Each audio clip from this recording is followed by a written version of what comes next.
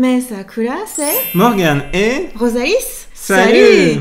Si vous voulez voir les précédents vendredis lecture ou les chroniques dédiées à un titre plus en détail, je vous mets la playlist chronique manga dans une fiche dans le petit i et dans la description. et aujourd'hui on fait un vendredi lecture shoujo manga. Allons-y.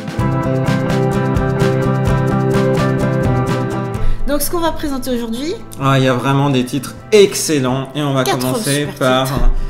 la nouvelle édition Eternal Edition. de Sailor Moon. Voilà, alors qu'est-ce que je l'attendais cette édition en France? Ah bon, pourquoi tu l'attendais? Mais parce qu'au Japon, elle est sortie pour les 20 ans de la série, donc il y a maintenant Mais elle plus était de pas comme 6 ça. ans.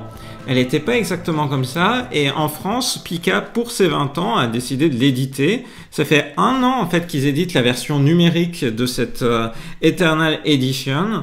Mais voilà, enfin, en format papier, et on voit tout de suite, eh bien, c'est un beau livre, avec une belle couverture cartonnée. Quand tu dis que ça fait 1 an en numérique, ça veut dire le volume il est en numérique ou alors chapitre par chapitre? Non, le volume entier. Ah En oui. fait, la prépublication numérique a démarré 1 an auparavant. Alors, donc, au Japon, Sailor Moon, c'est donc publié chez Kodansha et c'était prépublié il y a déjà longtemps, donc, dans Nakayoshi, qui est à destination de primaire collège, petite fille. Donc là, on va par tranche d'âge, on va de plus petit à plus grand. Donc, Sailor Moon, à l'époque, première cible, c'est petite fille, donc. Bishoujo Senshi Sailor Moon. Alors, du coup, on a une édition qui se caractérise par la reprise de la traduction d'une précédente édition que Pika avait lancée au début des années 2010, donc avec du coup une traduction qui est respectueuse des noms des protagonistes en japonais, ce qui la distinguait de la précédente édition qu'on a connue. Là, j'ai repris ton tome 1 de Sailor Moon, le tome 1 historique, qui n'était pas dans le sens de lecture japonais et qui n'avait pas non plus les bons noms en termes de personnages. Donc, de ce point de vue-là. Du coup, t'avais Bunny, Bourdu, Molly. Ouais, c'est ça. D'ailleurs, on le voit bien à l'époque, quand tu ouvrais ce tome 1, tu tombais sur le chapitre 1, c'était Bunny. Donc là, on va dire, quelle est la plus-value entre l'édition précédente de chez Pika et la nouvelle édition? Alors, la première plus-value, c'est déjà le format, vous voyez la différence. Donc là, on a un format plus grand. Ensuite, sont des volumes plus gros. Donc, c'est amusant d'ailleurs de constater dans l'époque où on avait Sailor Moon chez Kana. Chez Glénat. Chez Glénat, on avait 5 chapitres, les 5 premiers chapitres, puis on avait les 6 premiers chapitres, puis on a 7 chapitres en fait là-dedans. Donc on aura toute la série Sailor Moon Eternal Edition en 10 tomes. Voilà, donc toute la série, 12 au dans lieu de sa deuxième édition. 12 plus des volumes d'histoire courte. Ça c'était en 12, plus voilà. histoire courte. Et celui-là c'était en 18. Ah oui, c'est ça, 18. Voilà. Tout réuni. Et donc ce qui caractérise cette édition, c'est la présence de pages couleurs, les pages couleurs de l'époque. Du coup, chaque chapitre s'ouvre ainsi sur une illustration couleur. Et également, Quand tu dis les pages couleurs de l'époque, c'est les pages couleurs qui étaient dans la le magazine prépublication. Nakayoshi. Ouais. Et là, par exemple, c'est le cas. On voit là, ici. Du coup, je crois que c'est pour le démarrage de l'acte 3. Perdu, c'est l'acte 4. Eh bien, on voit la planche couleur. Alors, je dis que c'est un peu comme à l'époque de Nakayoshi, mais en fait, ce qu'il faut savoir, c'est que eh bien, Naoko Takeuchi, elle avait redessiné des planches de Sailor Moon entre la première édition et puis l'édition de début des années 2010. Alors, je vais te dire de quelle année ça va être marqué. Attends, t'as des pages blanches là 2012, juillet 2012. Ah bah voilà, de 2012. Et donc, on peut se dire, pour illustrer ça, pour montrer combien ça a évolué, j'aime bien prendre cet exemple-là de la toute première transformation de Usagi et faire la comparaison. Donc, il faut aussi se dire qu'il y avait le changement de sens de lecture, mais aussi, eh bien voilà, on voit en fait la différence au niveau de la broche, au niveau du design de Luna et d'autres petits éléments d'effet. Donc là, on est vraiment sur la meilleure édition qui a été faite eh bien, durant ces 20 dernières années. En fait, moi, cette édition, c'est une édition à collectionner. Oui, c'est vrai. Parce que moi, elle me fait peur, en fait. Tu vois, quand tu tournes les pages, Ouais. tu fais attends, j'ose même pas les ouvrir en grand. je laisse comme ça. Parce que mon édition de l'époque, là, de chez Glénat, attends, celle-ci, c'est peut-être une réédition. Non, c'est celle de Non, 1995. Janvier 95. Janvier 95. Elle a 25 ans, ton édition. Ah oui, c'est écrit console plus et tout. Enfin bref. Donc à l'époque, je l'ai tellement lu et relu que t'as tout un livret qui s'en va sur le chapitre sur Jupiter. Et à chaque fois, maintenant, j'ai hyper peur avec mes mangas. Et avec une édition pareille, tu regardes, t'as la même chose en fait. T'as des livrets, t'as du fil. Moi, je me dis, ça va être pareil. En plus, là, les pages, elles sont de meilleure qualité. Elles sont de très bonne qualité. Un peu glacées, un peu comme pour accueillir de la couleur. Donc, je me dis, ça va être plus lourd, ça va s'arracher. J'ose pas y toucher.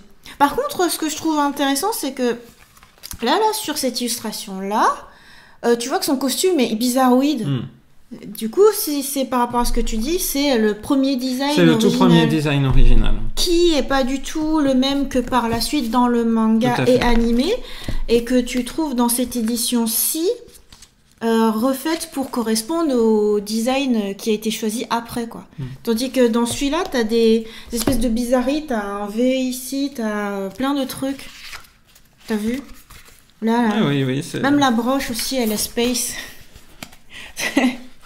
Ça fait vraiment super-héros criard là-dessus. Alors que là, c'est plus harmonisé, ça fait plus marin. Ouais. Ben, ouais. Du coup, moi, j'aurais envie de dire ça. Hein, c'est vraiment l'édition de collectionneur. Mais moi, à lire, je préfère lire ce format-là. Oui. Ben, moi, du coup, j'étais vraiment content d'avoir cette édition arrivée. Peut-être qu'il y aura d'autres éditions qui viendront. En tout cas, aux États-Unis, il a été annoncé l'édition Bunko, l'édition plus petite, qui est dédiée généralement au Japon, au classique, au grand classique, un peu l'édition livre de poche. Du coup, plus petit que ce format-là.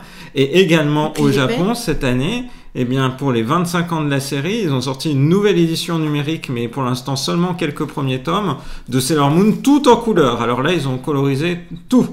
Voilà, que en numérique pour l'instant, et on ne sait pas comment ça va être diffusé par la suite. Mais du coup, c'est des coloristes qui sont occupés, c'est pas Naoko. C'est pas... Voilà, on se rappelle que l'actualité de Sailor Moon, ça va aussi être début 2021 au Japon. Deux films en fait, en janvier et en février, qui adapte l'arc, le 4e arc, autour de Pégase. Ah bon, coup sur coup, d'un mois à l'autre. Un mois à l'autre. Eh ben... Bah ouais. Mais toi, finalement, toi, t'aimes bien avoir une édition parfaite, entre guillemets, cartonnée. J'aime bien. J'aime bien. Même si, j'avoue, il y a un petit truc qui était agréable dans cette édition initiale, c'était les petites colonnes de la mangaka. Ouais, c'est ce qu'il y a. Et ça... malheureusement, ça humanise l'artiste. Ouais. Naoko Takeuchi a choisi de les retirer dans les éditions ultérieures de son manga. Donc que ce soit au Japon ou dans tout autre pays, à traduction américaine, française et autres, ce qui fait qu'on se retrouve à la place des petites colonnes où elle raconte un peu son contexte de création. Avec juste un petit dessin. Ah, c'est dommage. Ouais. Il y avait aussi tout le Hatogaki à la fin. Il y avait plein de contextes par rapport à la sortie en animé ou par rapport au phénomène des Kogal et tout, avec les histoires courtes. Ouais. Voilà. Donc, en plus, à l'époque, on mesurait bien, quand on lisait le commentaire, que le manga était vraiment très proche de l'animé. Les deux se sont presque chevauchés. Un lancement quasiment simultané, et par exemple sa première séquence c'était de dire c'est vraiment super que Sailor Moon soit porté à l'écran, vous avez regardé, c'est incroyable de voir mon bunny bouger et parler si bien, donc c'est Usagi l'héroïne. Bref, il y avait plein de choses comme ça, c'était rigolo. Après, moi j'aime bien cette édition-là parce que t'as des nouvelles illustrations qui sont jolies, je les trouve très rondes et très douces. Tu vois, t'as ça, illustration couleur de Serenity. Je trouve que c'est un style assez apaisé, comme si elle avait bien le temps de faire des jolies illustrations. Je comprends pas en fait qu'il l'ait pas mis dans celle-là finalement. Eh oui, parce que clair. Finalement c'est plus ça qui se retrouve augmenté. Eh oui, c'est pour que tu aies toute la nécessité d'avoir tous les volumes ou toutes les éditions. Je ne sais pas comment ça a été conçu au départ par les éditeurs japonais, parce qu'effectivement, t'as pas toutes les illustrations.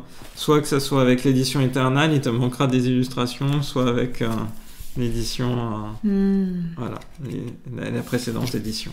Alors du coup, il y a une différence de tarif. L'édition Eternal coûte 14,90 €. Alors que celle-ci coûte 7 €. Attends, tu peux la voir là, 7,05 €. Voilà. Donc si tu fais toute la série, les 10 tomes, ça te reviendra un petit peu plus cher en version Eternal qu'avec l'autre version poche qui reste. Et ça, c'est une bonne démarche de Pika qui reste en vente. Après, je pense que pour les Français, avoir un format cartonné comme ça, t'as plus l'impression que c'est un truc à collectionner. Ouais. Oui, c'est vrai. Non, c'est rien, c'est plus pour toi. Hein. Moi, j'aime bien ça. Moi. Après, voilà, j'ai bien aimé redécouvrir les planches sur un format plus grand. Voilà, je me suis dit, tiens, je vais aller regarder les détails, des détails auxquels je ne me serais pas arrêté avant. Super. Voilà. Bon bah Sailor Moon c'est toute une histoire, hein, juste pour le rappel. Là j'ai presque rien dit, mais en vrai c'est parce que j'en ai déjà tellement dit sur Sailor Moon. Sailor Moon c'est le manga qui m'a fait m'épanouir quand j'étais ado. C'est le manga qui m'a permis de me donner un push pour me faire plein d'amis, pour être proactive, pour faire des fanzines et pour ensuite jusqu'à devenir artiste. Et ouais, il y a des œuvres qui sont vraiment clés dans une vie. Pour moi, quand j'étais petite, c'était Crémy Mamie, ensuite Ranma 1/2, puis Sailor Moon, puis Evangelion, et puis bon, maintenant Pléthore.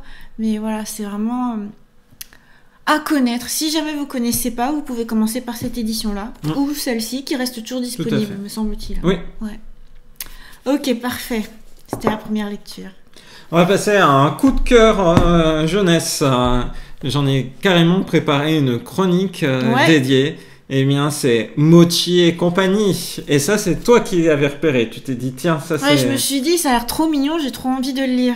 Alors, tu dis jeunesse. Bien sûr que c'est jeunesse. Mais tout à l'heure, quand on a présenté Sailor Moon, j'ai dit que la cible japonaise, avec le magazine Nakayoshi, c'est petite fille de primaire collège. C'est la même chose pour ce qui est de Mochi et compagnie, qui au Japon est publié chez Shogakukan, prépublié dans le magazine Chao, qui est la même tranche d'âge que Nakayoshi, du coup, petite fille d'école primaire, collège. Et qui sort le même jour, en fait, dans la trilogie des magazines pour petites filles que sont Nakayoshi, Chao et Ribbon. Alors si au visuel, quand on regarde ça, on se dit « Ah ouais, c'est clairement pour petites filles », en fait, ce qu'il faut se dire, c'est que Sailor Moon aussi, c'était pour toutes petites filles. C'est vrai. Voilà. Donc, au Japon, ça s'appelle Puri Puri Chii-chan, qui d'ailleurs a été adapté en animé sous ce nom-là, Chii-chan, et qui est disponible sur Crunchyroll. Crunchyroll, mais seulement sous-titré anglais. Voilà. Voilà, si vous voulez faire apprendre l'anglais à vos enfants, vous pouvez leur passer cet animé-là. Voilà, donc en France, publié chez Nobi Nobi, qui est du coup la gamme dite jeunesse des mangas. Mais c'est marrant, hein, le français jeunesse, quand on dit jeunesse, des fois on pense à très petits enfants, là c'est exactement le cas, mais jeunesse, comme en japonais par exemple, ça englobe les adultes, les jeunes adultes. Bon, là c'est jeunesse dans le sens petite fille, petits enfants. Et donc il s'appelle Mochi et compagnie dans sa version française. Cela dit, enfin bon, c'est une bonne adaptation. Je suppose qu'il y a plus de gens qui comprennent Mochi que... oui. Voilà. Donc là, on est face à une série qui est déjà finie au Japon en 7 tomes. Et avec l'héroïne, la collégienne Yuka, qui un jour tombe sur un intraterrestre, un personnage qui a été... qui vit sous la Terre. Il se trouve que Yuka, quelques jours avant, elle a fait la rencontre aussi d'un extraterrestre.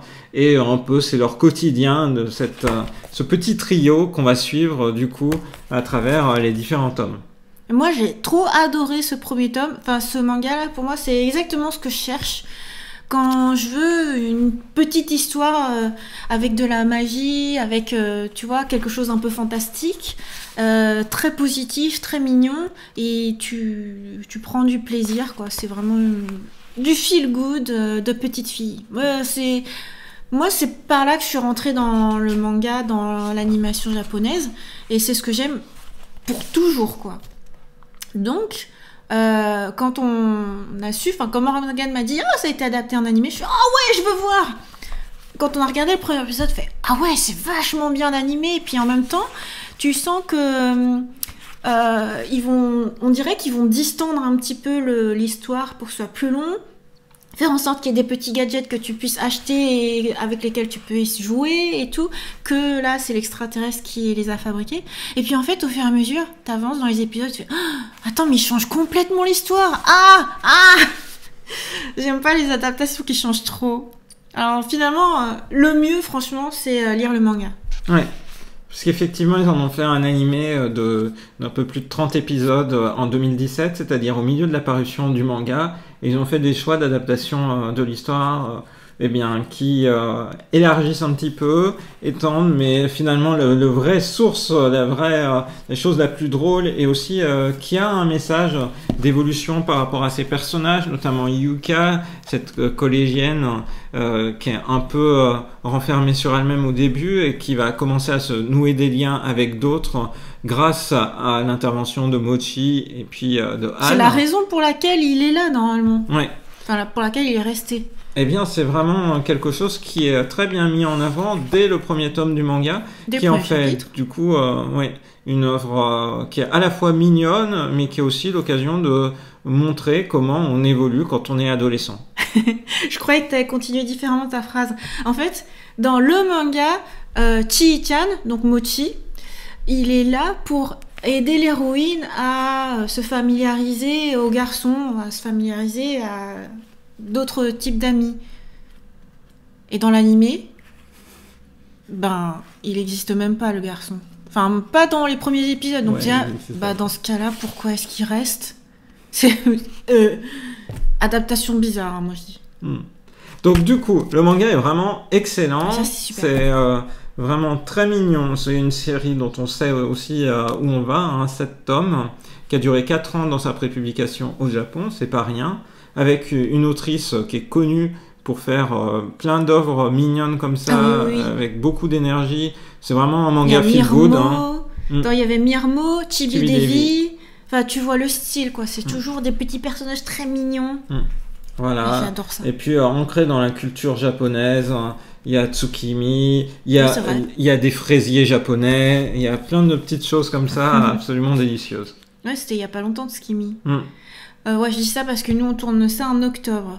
Et presque ça m'étonne que ça te plaise, parce que normalement, tu n'aimes les shoujo manga que quand c'est à destination de collégiennes, lycéennes et au-delà.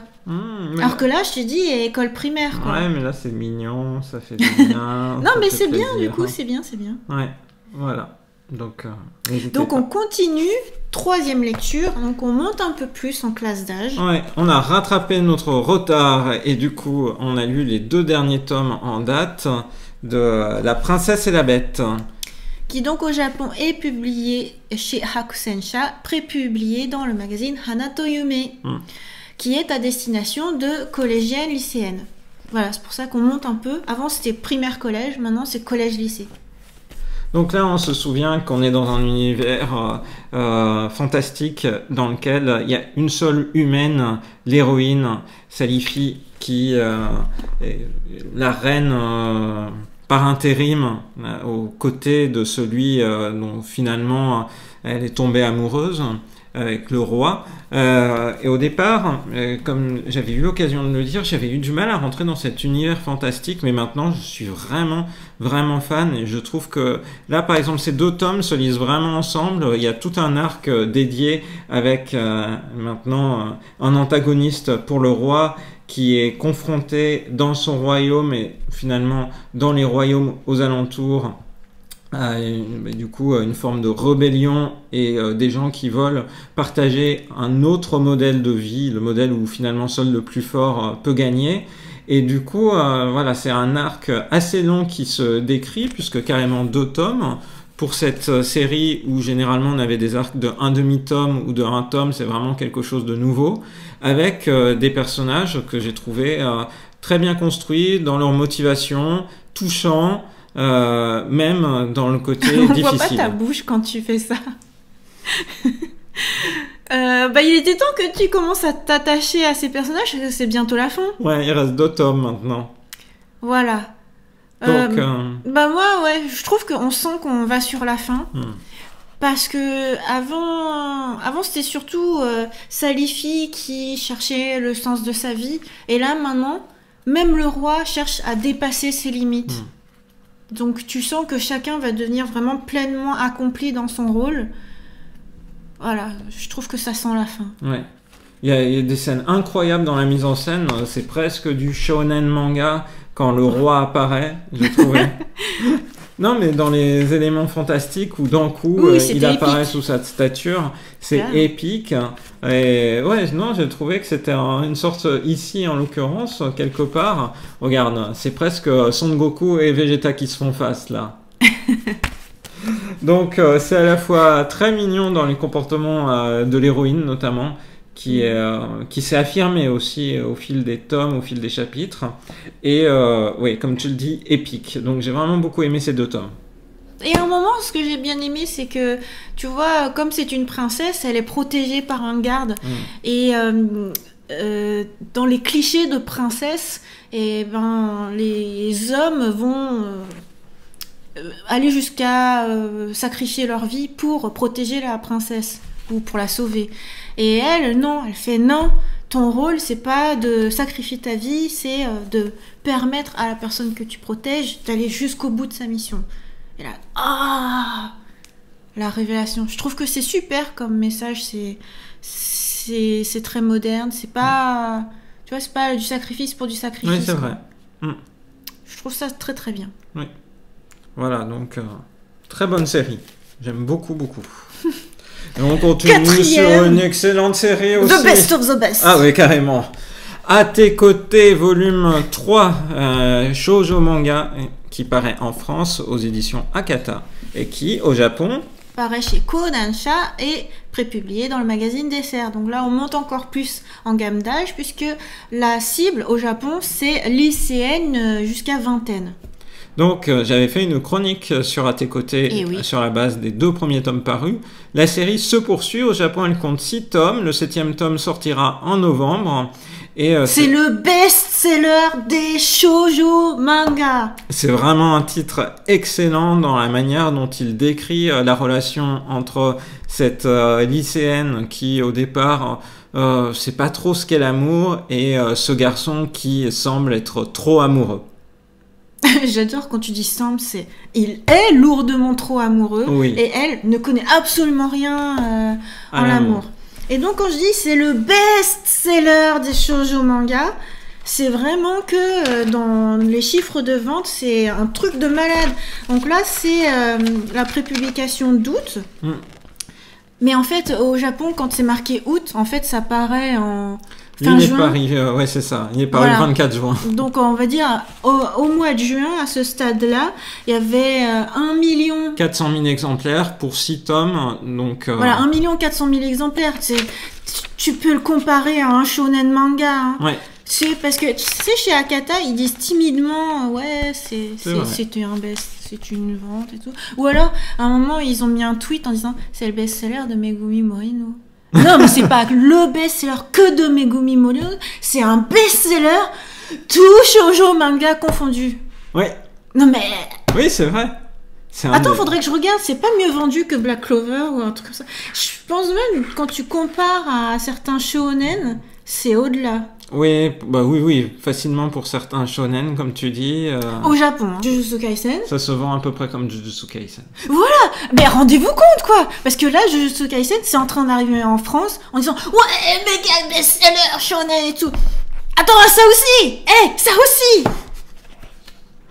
Ouais, et c'est vraiment super beau. Ça a vraiment plein de qualités. Moi, je trouve, ça fait partie des des shoujo manga qui sont le plus agréables à lire. Chaque planche est vraiment incroyable. Il y a beaucoup d'émotions dans ce qu'on en voit, dans les sensibilités. Moi, j'adore lire cette histoire. C'est vraiment incroyable. Donc là, on voit la préparation pour la Saint-Valentin. D'ailleurs, on le voit aussi derrière. Et non, mais j'adore ce titre. C'est vraiment... S'il y a un shoujo manga à découvrir en 2020, je pense que c'est vraiment à tes côtés.